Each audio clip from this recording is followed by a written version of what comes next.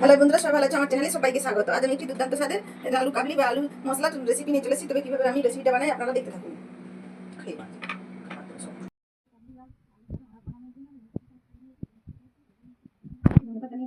সিদ্ধ করে নিয়েছি আলু, গাছপালা নিয়েছি, নিয়েছি, তেঁতুলের পাতা করে নিয়েছি। এবার এগুলোকে আমি এখানে কেটে নিয়েছি।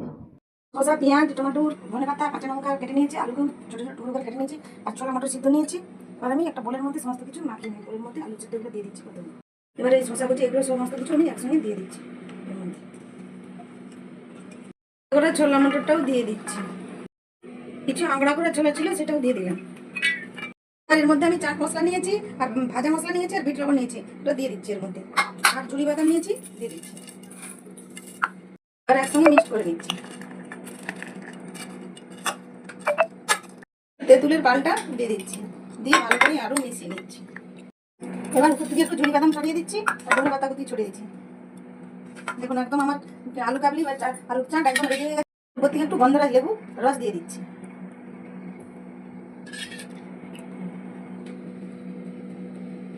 দেখুন বন্ধুরা, আমার আলু চাট বা আলু কাবলি একদম রেডি হয়ে গেছে।